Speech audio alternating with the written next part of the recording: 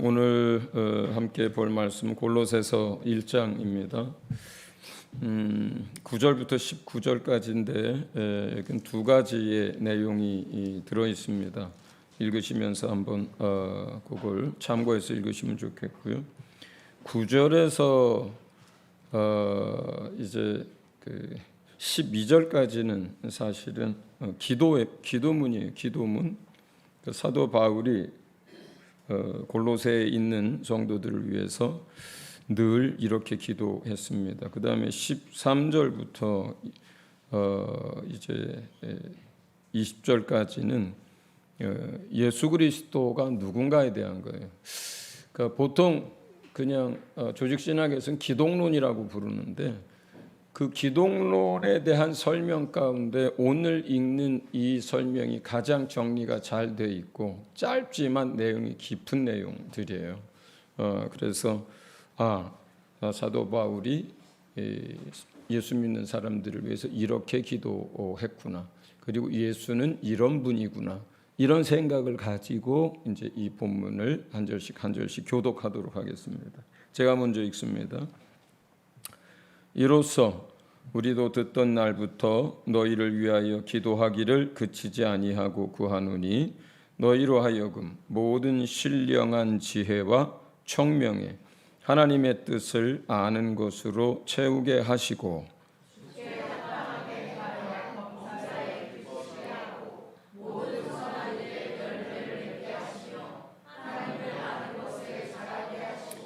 그의 영광의 힘을 따라 모든 능력으로 능하게 하시며 기쁨으로 모든 견딤과 오래 참음에 이르게 하시고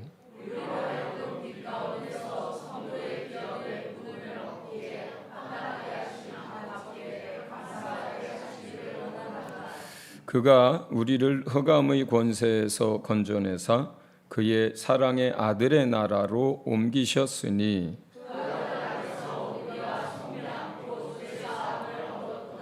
그는 보이지 아니하는 하나님의 형상이요 모든 피조물보다 먼저 나신 이시니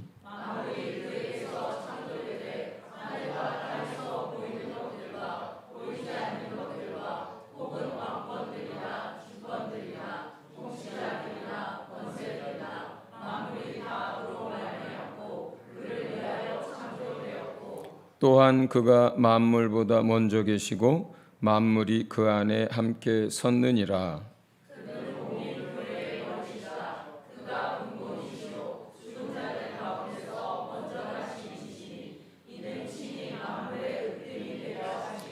아버지께서는 모든 충만으로 예수 안에 거하게 하시고 우선 이 기도문 하나만 가지고도 사실은 많은 시간이 필요한 것인데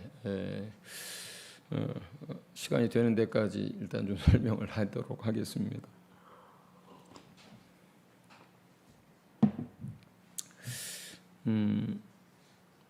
구절에 보면 이제 첫 번째 하시는 얘기가 그 기도의 내용이 뭐냐면 모든 신령한 지혜를 주셔서 우리에게 총명을 주셔서 하나님께 이제 기도하는 거예요. 하나님이 우리에게 신령한 지혜 그리고 총명 다른 번역본은 이렇게 되어 있어요. 하나님께서 성령으로 말미암아 주시는 모든 지혜와 깨달음을 통해서 이렇게 이제 되어 있어요. 그러니까 우리 안에서 어떤 지혜, 깨달음 또 어떤 역사는 전부 하나님이 하시는데 무엇을 통해서 누구를 통해서 하냐면 우리 안에 와 계신 성령님을 통해서 일하셔요. 하나님이. 그런데 그 성령님을 통해서 우리에게 지혜와 총명과 깨달음을 주셔서 이런 뜻이에요. 그 지혜와 총명과 깨달음을 통해서 무엇을 이제 기도하냐면 하나님의 뜻을 아는 것으로 우리 안에 가득 채워달라고 기도를 해요. 하나님의 뜻을 알게 해달라고 기도하는 거예요. 첫 번째가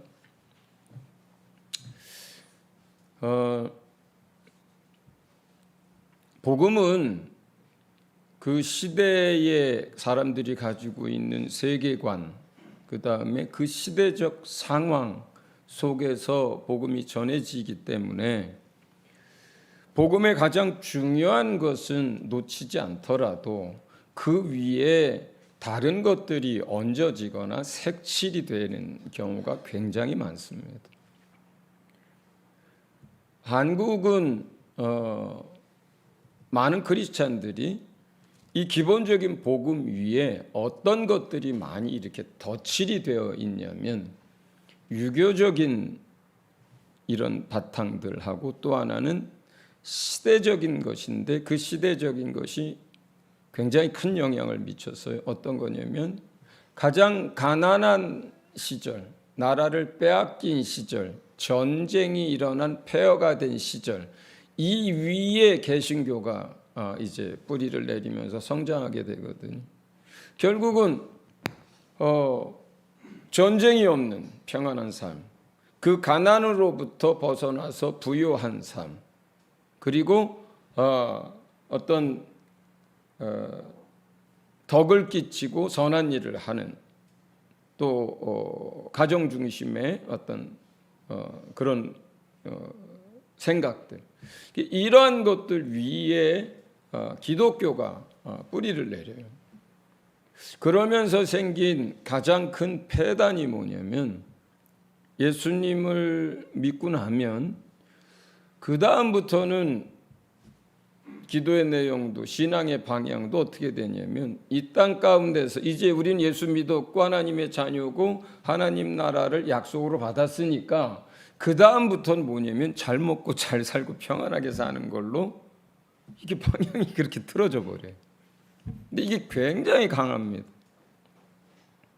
중국은요, 여러분이 아시는 것처럼 중국은 두 가지 색을 굉장히 좋아합니다. 빨간색하고 그 다음에 금색을 되게 좋아합니다. 빨간색은 뭐예요? 악한 영들로부터 그 빨간색이 자기들을 보호해 준다고 생각을 해요. 뭐 그것이 어떤 사람들의 속설에 의하면 예수의 피에 관련된 오래전에 어떤 그들 안에 이제 노아의 방주, 예수의 피 이런 것과 관련이 있다는 얘기도 하는데 어쨌든 잘 모르겠습니다. 빨간색을 굉장히 좋아해요. 악한 영들로부터 괴롭힘을 당하지 않으려고 하는. 두 번째는 뭐예요? 돈이에요. 뭐 돈에 대해서 중국 사람들처럼 이렇게 심한 집착을 하는 나라가 별로 없는 것 같아요. 거기는 물건 하나 만들 때 1원, 2원을 더 벌려고 사람 건강 해치고 하는 거에 대해서 별로 신경을 안 쓰고 그냥 만듭니다. 그리고 자신들이 만든 물건을 자신들은 사용 안 하거나 안 먹는 일이 많습니다. 왜냐하면 그걸 아니까. 그래서 뭐 중국 사람들 비난하려고 하는 얘기가 아니라 중국이라고 하는 나라는 그래서 복음도 그 위에 어떤 것이 되냐면 악한 영들로부터 보호를 해주세요 하고 그 다음에 잘 살게 해주세요가 그들의 가장 큰 이제 신앙하는 이유예요. 그들에게는. 왜 예수 믿느냐? 그것 때문에 믿어요. 하나님 나라는 이 다음에 죽어서 가는 거고. 근데 한국은 말씀드린 것처럼 나라를 빼앗기고 전쟁의 폐허와 가장 가난한 상태에서 이제 복음이 꽃을 피기 시작하잖아요. 그러다 보니까 우리가 그냥 보통 이해하기 쉽게 말하는 기복신앙적인 요소가 너무 많아요. 너무 많아요. 근데 이 복이라고 하는 것은 결과물이지 사실은 그게 목적은 아니에요. 또 하나는 목적이라 하더라도 하나님이 이야기하시는 복의 개념과 우리가 생각하는 복의 개념이 달라요. 우리가 똑같이 복을 구해도 사람들은 이 땅에서 건강하게 평안하게 전쟁 없이 모든 필요가 채워져서 풍족한 삶을 살아가는 것을 세상 사람들은 복이라고 여기는데 하나님이 말씀하시는 복은 하나님 자신이세요. 하나님의 자신의 것들을 누리고 그 안에 있는 것들을 소유하게 되는 것. 그게 하나님의 지혜가 됐든 하나님의 생명이 됐든 하나님의 나라가 됐든 하나님의 것이든 그것들을 소유하고 그 안에서 사는 걸 하나님은 복이라 그래요. 만약에 오늘날 우리가 생각하는 이런 세상의 것을 복이라고 생각한다면 유다를 빼고 다시 마띠아가 12사도의 한 사람으로 가입이 돼 있는데 그 12사도는 전부 다 복을 못 받은 사람들이 돼버려요. 그죠? 그 12사도들은 있는 것도 빼앗겼고 빼앗기지 않은 것도 스스로 버렸고 그리고 정처 없이 나그네처럼 때로는 굶고 때로는 못 자고 때로는 강도의 위협을 받고 그렇게 살다가 복음을 전하면서 살다가 어떤 사람은 십자가에서 거꾸로 매달려 죽임을 당하고 어떤 사람은 배가 톱으로 갈려서 죽임을 당하고 어떤 사람은 마지막 그 노년에도 감옥에 갇혀 있다가 풀려나자마자 죽고 다 이렇게 살았거든요. 그렇다면 오늘날 우리가 생각하는 예수 믿고 나서 복 받는다라고 할 때의 그 복의 개념은 그걸 가지고 사도들과 많은 믿음의 선조들을 그 잣대로 잰다면 그들은 전혀 복받지 못한 삶을 살게 돼버립니다. 그렇죠? 이게 근데 이 문제가 사실은 좀 심각해요. 그리고 마지막 시대 주님이 이 땅에 다시 오실 때를 대비하려면 이 생각부터 버리고 뜯어 고쳐야만 합니다.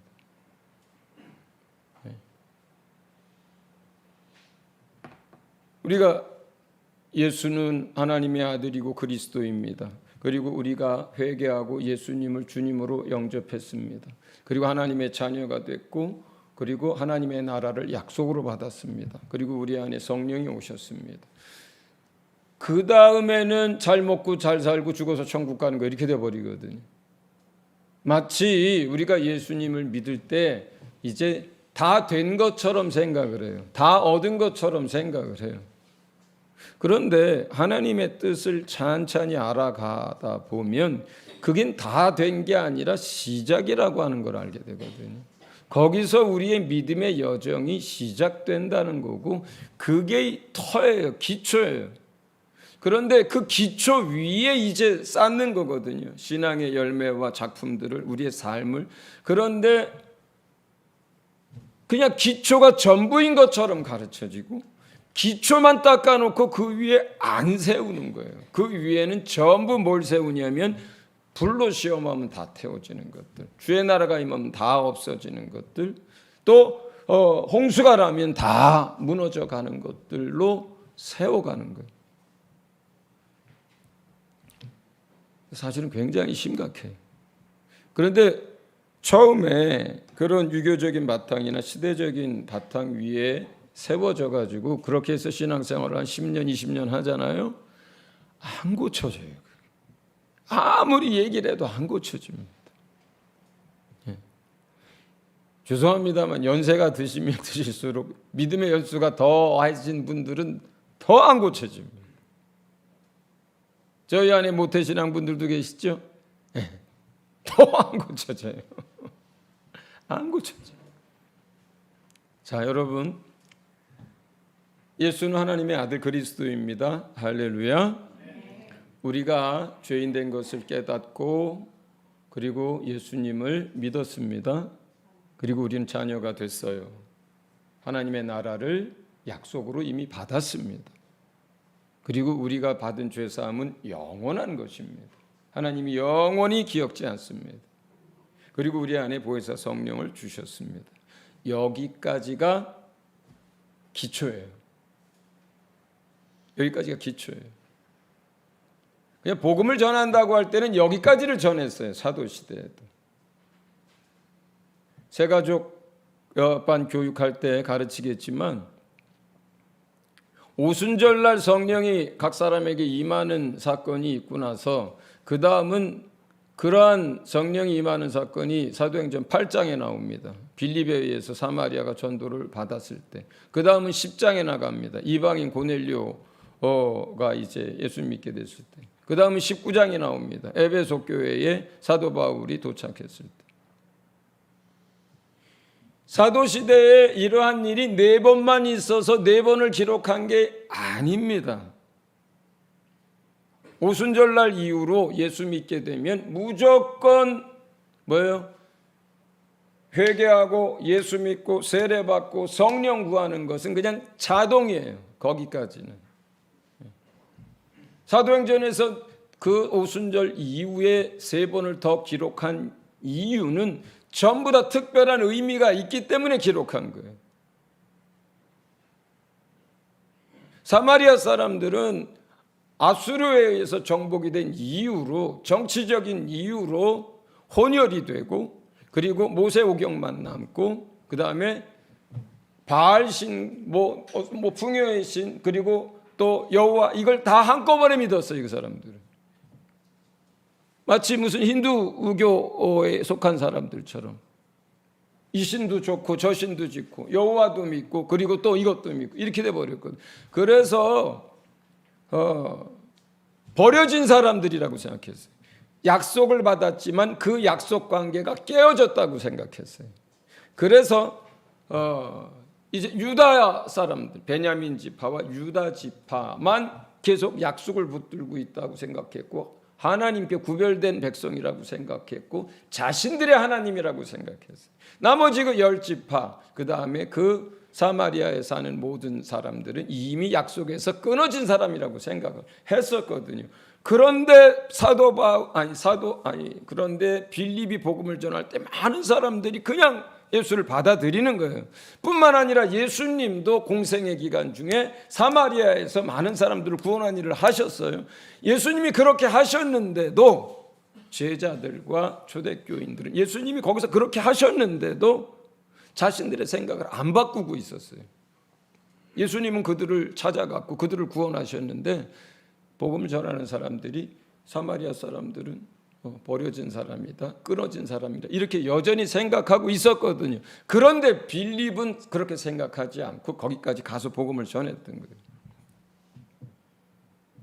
그래서 그들이 복음을 받아들였을 때 하나님이 저들을 긍휼히 여기셨구나. 그래도 저들은 10지파의 남은 후예들이구나. 혼혈이 됐어도 그들은 하나님이 긍휼히 여겼구나.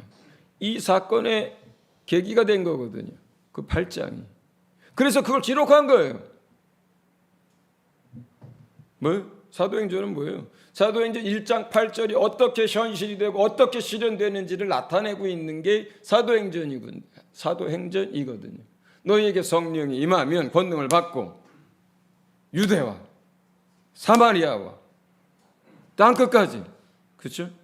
그게 그 말씀이 어떻게 실현이 되고 성취되는지를 보여주는 게 사도행전이거든요. 그러니까 그 유대인에게서 말씀하신 대로 사마리아로, 이게 거기서 시작이 됐거든요. 그러니까 그걸 기록한 거예요. 그 다음에 10장으로 넘어갑니다. 고넬료 집에 가서 베드로가 복음을 전할 때에 그들이 성령을 충만히 받고 막 방언하고 하는 역사들이 일어났거든요. 이거 가지고 예루살렘 교회가 들썩들썩했습니다. 왜 이방인에게까지 복음을 전하고 왜 이방인의 집에까지 들어갔느냐? 제사장들이 하는 얘기가 아니고요. 예수 믿는 유대인들이 이렇게 따지고 이렇게 항의를 했단 말이에요. 사도들에게. 너희가 사도라고 하면서 말이야. 왜 이방인의 집에 율법도 모르냐 막 이렇게. 그걸 설명할 때도 베드로가 구구절절히 설명을 합니다. 사실은 그게 아니고 내가 2차 저차해서 그렇게 해서 이방인에게도 하나님의 은혜가 임했다는 것을 내가 알게 되었고, 하나님이 내가 복음을 전할 때 성령을 주셨는데 내가 뭐라고 그들에게 세례를 안 주겠느냐. 구구절절히 설명을 해요. 19장도 마찬가지예요.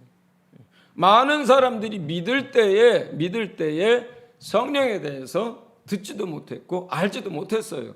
그 상태에서 믿음을 갖고 세례를 받고 거듭났고 하나님의 자녀가 됐어요. 많은 사람들이. 사도들의 숫자는 12밖에 안 되잖아요. 마띠아까지 포함해도. 전 세계는 넓고요.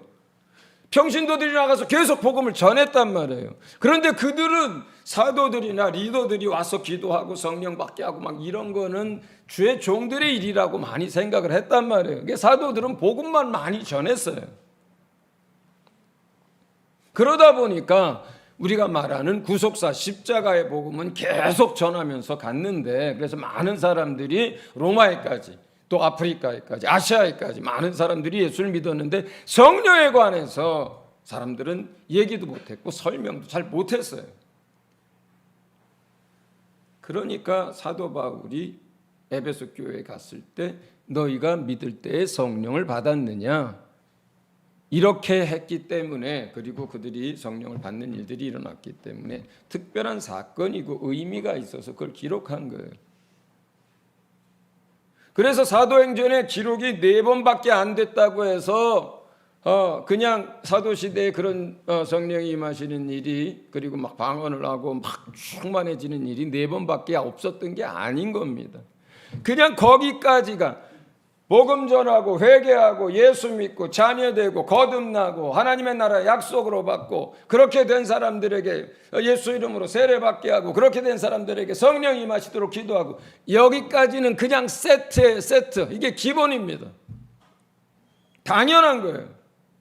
뭐 특별해서 기록할 것도 없는 거예요. 그런데 오늘날은 그 기본조차도 뚝 잘라 먹었어요. 어디까지? 영접하고 자녀되고 구원 얻는 것까지. 뒤에 성령도 다 뚝 잘라 먹었어요. 그냥 예수 믿으면 당연히 성령 받는 걸로 그렇게 다 가르쳐 버렸고. 그런데 그 잘라버려진 그 앞에 구속사 중심의 이 복음의 터 위에 이제 믿음의 이 건축을 해나가는 건데, 이게 다라고 가르쳐 버리게 된 거예요. 이제 구원 얻었습니다, 여러분. 여러분 죽어도 천국 갑니다. 이렇게 가르치기 시작한 거예요. 그리고 평안을 가르치고 위로의 말을 하고 듣기 원하는 얘기를 하기 시작하고. 알죠? 우리 성도들이 한 주간 세상에서 어떻게 사는지를 압니다. 돈 번다는 게 얼마나 힘든 건지도 알아요. 세상 사람들이 얼마나 각박한지도 압니다. 각박하기만 한가요? 악하죠. 참 악해요. 그 속에서 치열하게 믿음을 지키기 위해서, 그 속에서 어떻게 하든지 하나님의 자녀로 살기 위해서 우리 성도들이 얼마나 힘들고 몸부림치는지 목회자들 너무나 잘 압니다. 예. 어떤 사람은 아유 목사님들이 무슨 가끔세를 내봤습니까? 뭘 해봤습니까? 뭐 우리 사정을 어떻게 알겠습니까? 이렇게 얘기해요. 예. 가끔세를 내봤든 안 내봤든 직장 생활을 해봤든 안 해봤든 정상적인 목회자라면 우리 성도들이 세상에서 얼마나 힘들게 사는지 다 압니다. 그리고 매일 그 성도들의 이름을 불러가면서 기도합니다. 목회자들 대부분이. 그러니까 사실은 위로하고 싶은 마음이 앞서요. 목회자들은.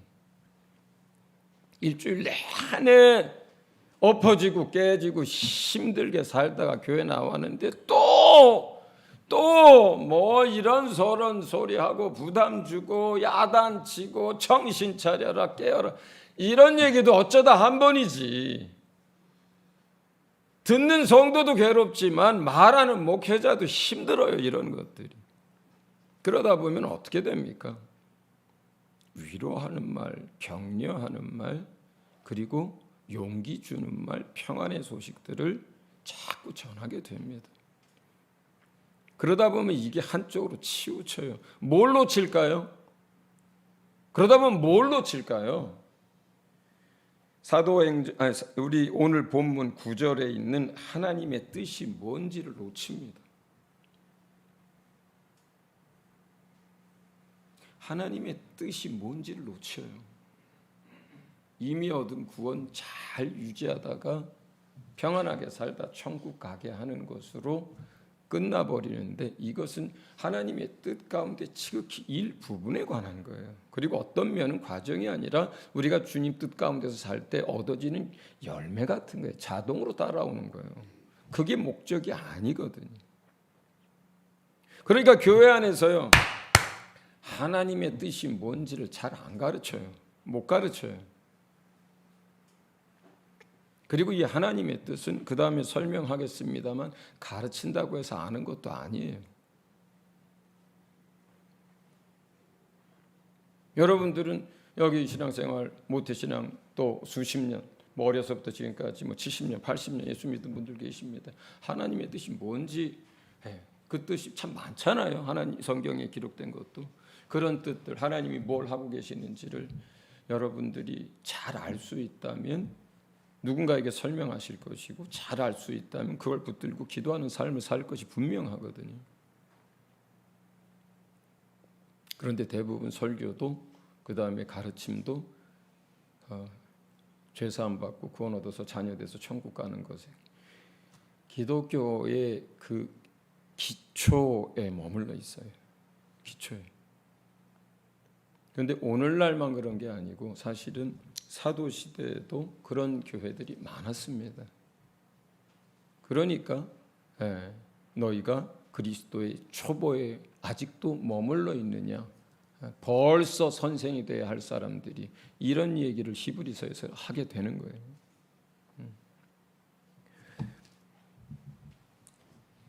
첫 번째 사도 바울이 하는 기도는 하나님의 뜻을 아는 거예요. 근데 그 뜻은 누구에 의해서 알게 되는 것이냐? 하나님이 우리 안에 주신 성령으로 말미암아 그 성령이 우리에게 지혜와 총명과 계시의 정신을 주셔서 그것을 알게 하는 거예요. 알게 하는 거예요. 자, 그 다음에 10절을 넘어갈 때 우리 개역성경도 그렇고 세번역도 그렇고 그냥 주께 합당히 행하여 이렇게 넘어가거든요. 그런데 대부분의 영어 번역은 그 문장 앞에 단어가 이렇게 시작합니다. ESV 같은 경우 so as to 이렇게 그렇게 해서 그 다음에 NLT라든가 몇 개의 성경은 then the way 그와 같이 해서 그와 같은 방법으로 또 컨템퍼리라든가 뭐 여러 가지 다른 것에는 then you will 그렇게 하면 너는 이렇게 될 거다. 무슨 얘기냐면요, 구절이 여기서 하나 끊어지는 거예요. 사도 바울의 이야기가 자 하나님의 뜻을 아는 것으로 채워져야 된다.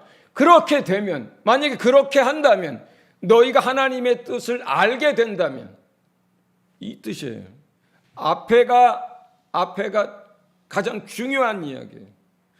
성령으로 말미암아 하나님의 뜻을 알고 그 뜻으로 너희 안에 가득 채워져야 한다. 너희가 만약에 하나님의 뜻을 알고 그 하나님의 말씀과 그 뜻이 너희 안에 채워지면 그 다음에 이런 일이 벌어진다 이렇게 하는 거예요. 그렇게 해서 그 다음에 이렇게 될 거다라는 거예요. 이해하셨어요?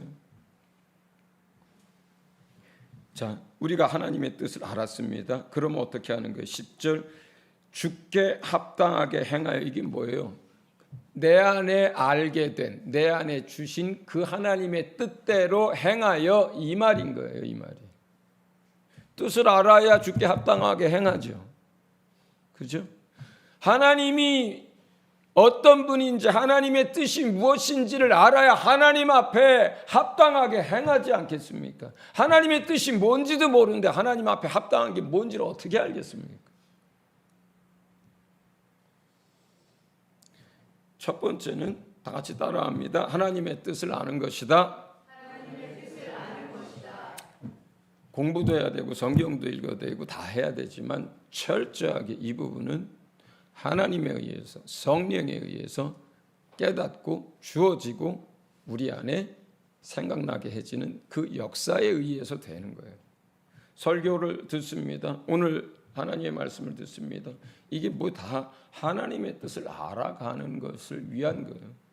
여러분이 개인적으로 큐티도 하고 묵상도 하고 성경을 읽습니다. 뭐 하나님의 뜻을 알기 위해서 하는 거예요. 그 뜻을 알고 우리 마음에 간직한 다음에 만약에 그렇게 됐다면 그 다음부터 그렇게 해서 그로 인해서 이제 우리가 그 뜻대로 행하여 하나님을 기쁘게 하고 또 그렇게 그 뜻대로 행할 때 뭐가 가득해져요? 우리 삶에 신앙의 열매가 가득하여지고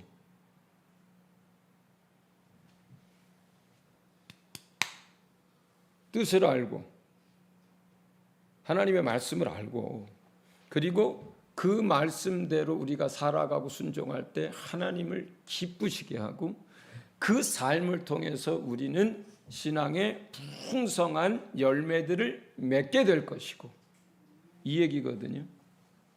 그런데 이 두 가지를 통해서 그 다음엔 결과가 따라와요. 어떤 결과가 따라오냐면 이것이 반복되면서 우리가 하나님을 아는데 자라가게 되는 거예요.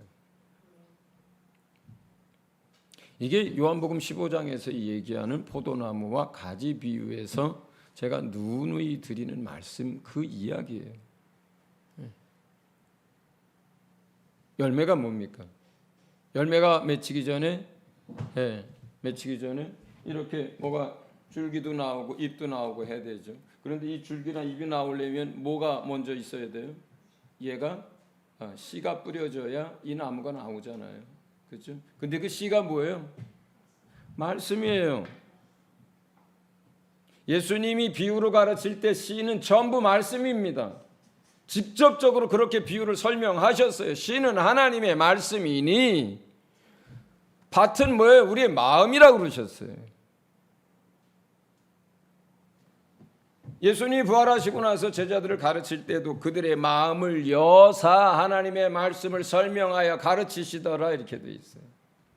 마음을 열고 마음이 밭입니다. 그 마음 밭에 씨앗이 뿌려집니다. 하나님의 말씀이에요. 그 씨앗이 자라서 열매가 맺혀지는 거예요. 그럼 열매라는 게 뭡니까? 열매라는 게 뭐예요? 여기 잘 갖다 놨어요. 옆에 이런 거. 제가 설교할 때마다. 열매라는 게 뭐예요? 여러분 안에 심겨진 그 씨앗이 여러분이 그 말씀을 붙들고 있을 때 성령과 말씀의 자체적인 역사에 의해서 말씀이 여러분 삶에 성취되고 실현되는 것 그것 자체가 열매예요. 그게 열매예요.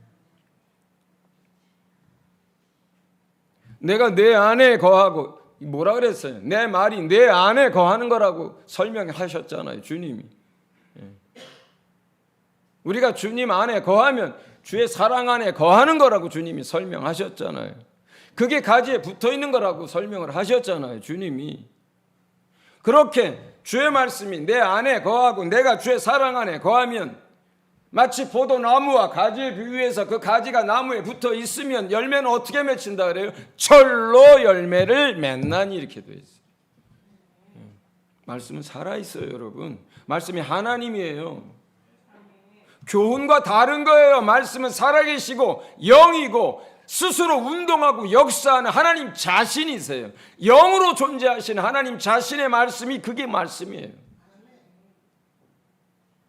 그 말씀이 우리 안에서 내 생각을 바꾸고 내 세계관을 바꾸고 내 마음을 바꾸고 감동을 주고 그것대로 살고 싶어 하고 그 말씀이 역사예요. 그 말씀이 뭘 어떻게 역사합니까? 내 안에 계신 성령으로 말미암아 그 말씀이 역사하는 거예요. 그러다가 내 말이 바뀌는 거예요. 그러다가 내 행동이 바뀌는 거예요. 그러다 내 삶이 바뀌는 거예요. 그러다 내 물건, 내 물질을 어떻게 쓰는지가 바뀌는 거예요. 내 시간을 어떻게 쓰는지가 바뀌는 거예요. 인생의 목적이 바뀌는 거예요. 뭐가 하는 거예요? 말씀과 성령이 하는 거예요. 그렇게 바뀌어진 드러난 삶 그게 열매예요. 그게 신앙의 열매입니다. 정확합니다. 누가 뭐라 해도 정확해요, 이거. 그러면 어떤 일들이 일어난다 그래요? 요한복음 14장 21절에 뭐라 그래요? 너희가 나를 사랑해서 내 계명을 지키면 하나님 아버지께서도 너희를 사랑하고 예수님 자신도 우리를 더 많이 사랑하고 그렇게 해서 어떻게 한다 그래요? 그에게 나를 나타내리라 이렇게 써 있어요. 나타낸다는 게 뭐예요? 예수님이 자기 자신을 우리에게 나타낸다 그래요. 성경을 깨닫게 하는 것 통해서 기도 가운데 우리 삶을 통해서 예수님 자신을 우리에게 보여주고 나타내고 예수님에 대해서 알게 하는 걸 말하는 거예요. 그러니까 여기에서 지금 사도 바울이 뜻을 안 다음에 그 말씀을 통해서 그 다음에 그 뜻대로 행하여 하나님을 기쁘게 하고 모든 선한 일에 열매를 가득 맺히게 되면 너희는 하나님을 아는데 자라가게 될 것이다. 이게 10절의 이야기예요. 이게 10절의 이야기. 이렇게 해서 우리가 하나님을 아는데 자라가는데 이게 마치 선한 사이클처럼 그래서 우리가 하나님을 더 많이 알아가게 될수록 하나님께 푹 빠집니다. 예수님을 더 많이 알아갈수록 예수님이 너무너무 좋은 거예요. 예수님 날마다 그분하고 함께하고 싶은 거예요. 맨날 하나님 지성소 안에 들어가서 살고 싶은 거예요. 세상에 속된 것들은 다 버리고 싶은 거예요. 예수 외에 다른 건 다 이젠 싫은 거예요. 그래서 배설물처럼 버린다는 얘기가 나오는 거예요. 모든 걸. 그러니 하나님을 알아가면 알아갈수록 하나님께 더 푹 빠지죠. 더 그분을 좋아하죠.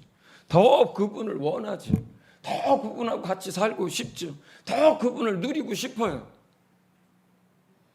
더 많은 사랑을 받았으니 더 주님을 사랑하게 됩니다. 그러니 더 또 하나님의 말씀에 순종하는 삶을 살게 되겠죠. 그러면 또 하나님이 더 많은 사랑으로 예수님의 더 많은 사랑 우리 사랑해 주시죠. 그리고 더 많은 깊은 것들과 놀라운 것들을 또 우리에게 나타내 주시겠죠. 그러면 또 우리가 더 주님께 푹 빠집니다. 이게 선한 그리고 순환하는 사이클인 거예요. 이것을 통해서 계속해서 성도의 믿음이 자라가는 거고 온전해져 가는 거고 예수님을 닮아가는 거고 날마다 열매가 풍성한 삶을 사는 거고 주님과 동행하는 삶이 사라지는 거거든요. 예. 영적인 것들이고요. 영적으로 주님이 세우신 원리고 방법이에요. 그럼 우리가 그렇게 열매를 맺고 주님을 아름답게 믿고 그렇게 성장하기를 원한다면 주님이 설정한 방법대로 그렇게 그 속으로 들어가면 되는 거죠. 자기 방식대로 안 되는 거예요. 선행을 많이 하면 뭐가 되느냐? 그렇지 않습니다. 예. 성경을 뭐 수백 번 읽으면 그렇게 안 그렇습니다. 성경 저 지리산에 들어가서 100번 읽었는데 나중에 미혹되고 그러더라고요. 신학 박사 무슨 박사학위가 2개 3개나 되는데 예수의 부활도 안 믿어요. 신학교에 있는 교수가. 뭐예요? 하나님은 그렇게 아는 게 아니에요. 하나님은 그렇게 설정해 놓지 않으셨어요. 당신을 알아가는 방법에 대해서.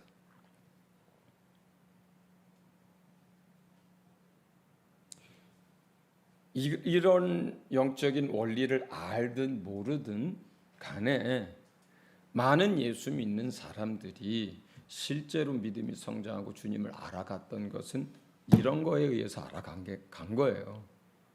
그러니까 이러한 사이클이나 이러한 영적인 어떤 주님의 설정이나 그 원칙들에 대해서 몰랐다 하더라도 하나님의 말씀을 듣고 읽고 깨닫고 사람들이 감동을 받아서 뭐 정직하게든 복음을 전하게든 섬기는 삶이든 살려고 몸부림치고 애쓰잖아요. 그러다 보니까 신앙의 열매가 맺히게 된 거고요. 그러다 보니까 하나님께 더 사랑을 받게 된 거예요. 그러다 보니까 또 하나님 자신에 대해서 더 많이 알게 된 거예요. 그러니까 이러한 영적인 원리를 알든 모르든 주님을 더 사랑하게 되고 시간이 지나면서 신앙의 열매를 맺고 아름답게 성장하게 됐던 모든 크리스찬은 이 원리 속에서 알든 모르든 그 원리 속에서 그렇게 된 거예요. 할렐루야. 이렇게 하나님을 알아갈 때 비로소 우리는 11절의 삶을 살게 됩니다. 11절에는 그 영광의 힘을 따라 모든 능력으로 능하게 하시며, 크리스찬이 세상을 감당할 수 있는 것, 성도가 세상을 이길 수 있는 것, 성도에게서 나타나는 모든 능력이 여기서 나오는 거예요. 우리가 하나님을 알아가게 될 때 그렇게 해서, 그러면 그 사람은 세상을 이길 수 있는 능력이 생기고 믿음이 생기고, 그리고 세상을 거슬러 올라갈 수 있는 힘이 있고, 그리고 세상 사람들이 불가능하다고 하는 것을 가능케 할 수 있는 역사가 여기서 나오는 거예요. 9절과 11절을 10절을 통해서 11절이 나오는 거예요. 크리스찬의 능력은 여기서 나오는 거예요. 하나님을 아는 데서. 그리고 그렇게 됐을 때 비로소 우리는 기쁨으로 모든 견딤과 오래 참음에 이르게 됩니다. 모든 것을 견딜 수 있고, 모든 것을 참아낼 수 있고, 모든 하나님의 능력으로 믿음의 삶을 살아가게 됩니다. 이런 삶을 사는 사람을 12절로 부르는 거예요. 12절에는 그렇게 해서 우리로 하여금 빛 가운데 성도의 기업의 부분을 얻기에 합당하게 하신, 뭐예요? 하나님의 자녀로서 하나님 나라에 들어가서 아버지 하나님의 것들을 상속받기에 뭐예요? 합당한 사람이라 이거예요. 이 사람이 하나님 공의의 하나님이라고 누누이 말씀드리잖아요. 에이, 천사들이 마지막 나라에 마지막 때, 에이, 쟤는 예수 믿고 하나님 엉망으로 살았는데 얘가 무슨 하나님의 아들이라고 그 많은 것들을 그냥 상속해 주십니까? 이렇게 따지면 어떡할 거예요? 이렇게 따지면 어떡할 거냐고. 공의의 하나님이신데, 야, 그래도 내 아들이지 않냐, 그냥 없는 걸로 치고 그냥 그렇게 넘어가자. 하나님한테 이게 되겠어요? 하나님은 그게 불가능하신 거예요. 어떤 사람이 예수 믿는다고 하는데 10년쯤 같이 직장 생활을 하다가 어느 날 갑자기, 너도 집사야?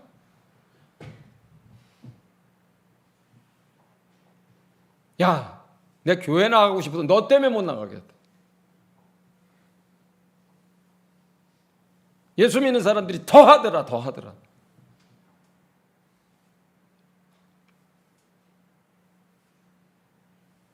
이렇게 우리가 믿음 생활을 하면서도 그 사람이 하나님 나라에서 아들의 아들로서 그 모든 기업을 얻기에 그게 합당하다고 여러분 생각하십니까? 그게 하나님의 공의인가요? 구원의 문제에 있어서는 우리가 할 수 있는 게 아무것도 없어요. 우리가 하나님의 자녀 되기 위해서 우리가 무슨 조건을 갖출 수 있는 게 아무것도 없어요. 하나님 나라에 들어가는 문제에 있어서도 우리가 행위로 뭐 할 수 있는 게 아무것도 없어요. 죄사함을 위해서 우리가 할 수 있는 게 아무것도 없어요. 뭘 할 수 있겠습니까? 죄인으로 태어났는데. 생각하는 것이 약하고 전부 다 그 속에서 죄에 대한 소원이 가득한데 우리가 뭘 할 수 있겠습니까? 우리가 무엇으로 우리의 죄값을 갚을 수가 있겠어요? 많은 선행으로 그 죄값이 갚아집니까? 그럴 수 있다면 그렇게 하셨죠. 여러분 같으면 돈으로 해결될 수 있는 것을 여러분의 자식의 생명으로 갚으시겠어요? 재산으로 해결될 수 있고 어디 가서 뭘 노역으로 해결될 수 있고 무슨 좋은 일 얼마 하고 뭘 어떻게 하면 해결될 수 있는 일을 가지고 여러분들이 여러분 자식의 생명을 내어주겠느냐고요. 그렇게 안 할 거잖아요. 아무도. 하나님에게 다른 방법이 있다면 그 아들을 생명을 내어주겠느냐고요. 십자가에서. 하나님에게도 다른 아무런 방법이 없는 거예요. 우리를 살리기 위한 방법이 하나님에게는 없는 거예요. 그래서 마지막 방법이고 유일한 방법이 자기 자신의 아들을 그 고난 가운데 내어주고 십자가에 내어주는 거거든요. 다른 방법이 있다면 하나님이 다른 방법을 쓰셔서 우리를 구원하셨겠죠. 구원의 문제에 있어서만큼은 우리가 자녀되고 하나님의 나라를 약속으로 받고 우리가 죄사함을 얻고 하는 영이 거듭나고 하는 이런 문제에 있어서는요, 우리가 할 수 있는 게 아무것도 없어요. 그냥 하나님의 선물입니다. 은혜예요. 믿음이라고 하는 방법밖에 없어요. 행위가 아니라. 그래서 그거는 우리의 믿음을 의로 여기셨다 그래요. 다르게 표현하면 다른 방법이 없어서 내가 너희에게 선물로 준다 이 말이에요. 믿음이라고 하는 조건 하나 가지고. 믿음이 무슨 그 자체가 우리의 의가 될 수 있겠어요. 믿음 자체가 우리의 무슨 의가 될 수 있겠느냐고요.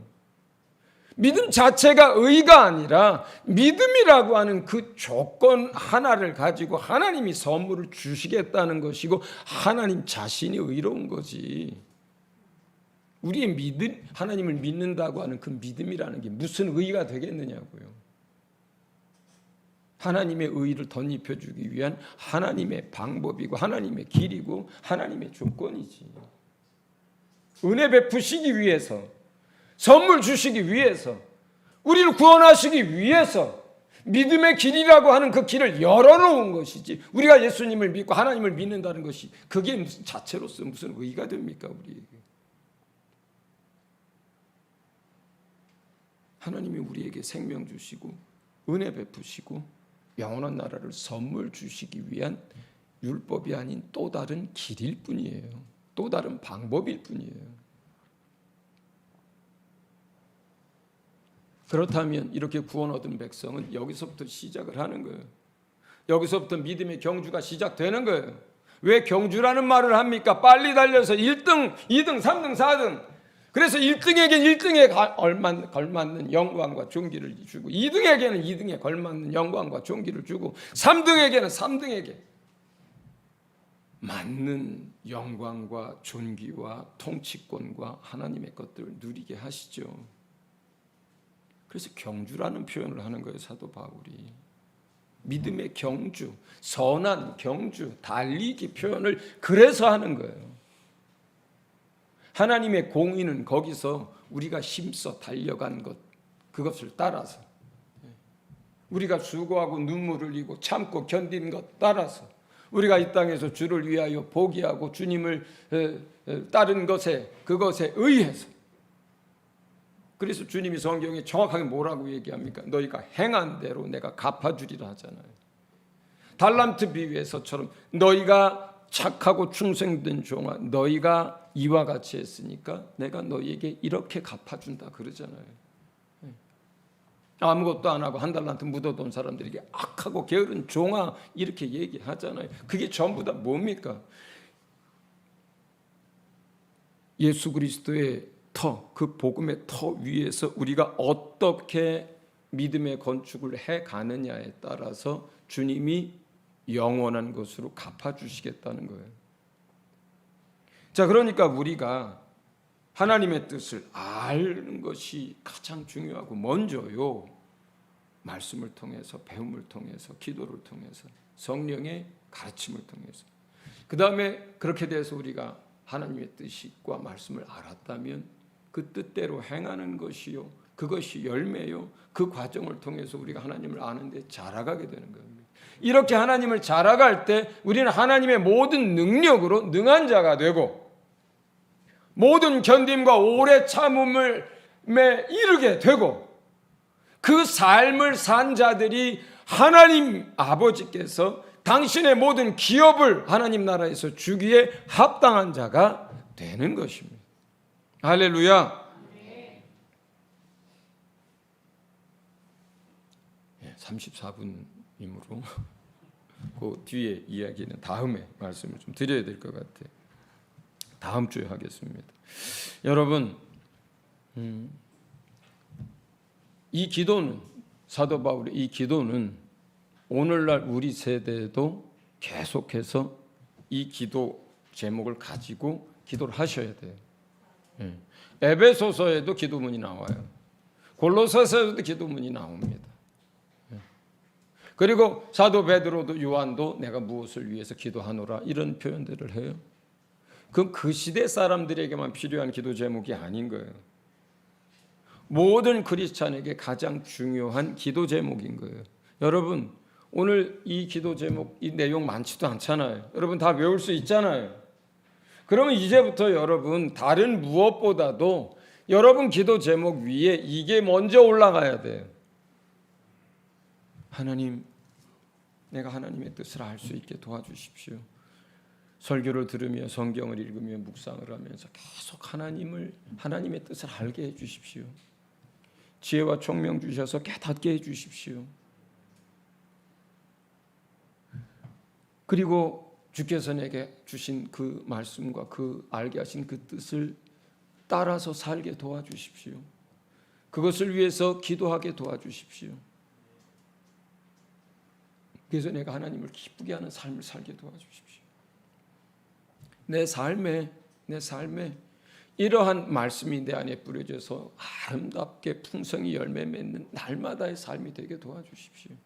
그렇게 해서 그 하나님과 우리 주 예수 그리스도를 날마다 깊이 더 온전하게 알아가는데 자라가게 해주십시오. 모든 능력으로 능하게 해주십시오. 모든 오래 참음과 모든 견딜 수 있는 그런 내가 되게 해주십시오. 그래서 마침내 하나님, 내가 하나님 나라의 그 모든 것들을 기업으로 얻기에 합당한 주의 자녀 되게 해주십시오. 이 기도 제목이 여러분이 지금 하고 있는 것이 뭔지는 모르지만 그 모든 것보다 앞섭니다. 그 모든 기도 제목보다 여러분 이 기도 제목이 더 중요하고 급하고 앞섭니다. 건강을 위한 것보다 이게 더 앞섭니다. 먹고 사는 것보다 이게 더 앞섭니다. 자녀를 키우는 것보다 이게 더 앞섭니다.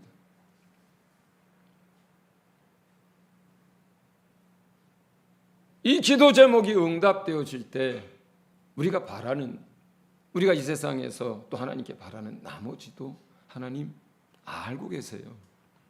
우리에게 뭐가 필요한지 알고 계시다고요. 이런 기도를 하는 게 아버지의 나라와 의를 구하는 기도예요. 그게. 그러면 주님께서 뭐라 그래요? 우리가 구하지 않은 것까지도 우리에게 필요한 걸 아시는 주께서 모든 것들 넘치도록 풍성히 채워주시겠다고 약속하셨잖아요. 약속하셨잖아요. 그것대로 행하시거든요. 내 자식이 건강해야 되고 내 자식이 또 합당한 학교에도 가야 되고 또 내가 하는 사업이 평안해야 하고 가정이 평안해 부부 사이가 좋아야 하고 우리 몸이 아프지 않아야 하고 다 알아요. 주님이 다 압니다. 그러나 먼저 구해야 할 것이 있어요. 더 중요한 것이 있어요. 오늘 마지막 설교 맨 뒷장엔 이렇게 돼 있어요. 유대인의 성경 골로새서 3장 3절. 여러분은 죽었고 여러분의 생명은 메시아와 함께 하나님 안에 갖춰져 있기 때문입니다. 골로새서 3장 3절 유대인의 성경 이렇게 표현되어 있어요. 여러분이 이미 죽었고 여러분의 생명은 메시아와 함께 하나님 안에 이미 감춰져 있기 때문입니다. 그래서 옛사람을 버리고 새사람으로 사십시오. 이렇게 되어 있단 말이에요. 그런데 이미 죽은 그 생명을 붙들고 살려달라고 계속하는 거예요. 이미 벗어버린 그 옛사람의 모습들에 더 덧칠 하려고 계속하는 거예요. 우리가. 여러분 우리가 신앙의 기초도 다시 그리고 그 위에 세우는 건물도 다시 제대로 쌓고 제대로 해야 합니다. 신앙생활 제대로 해야 합니다. 여러분 세상이 기후로 망해가고 있는데 그것보다 더 중요한 게 있어요. 예수님 곧 오십니다. 세상이 망하는 것보다 더 빨리 예수님이 오십니다. 그 예수님이 오실 때 여러분 열매 가득 안고 주님을 맞이하셔야 하겠습니다. 우리 말씀을 기억하면서 이 시간 같이 기도하겠습니다. 기도합니다.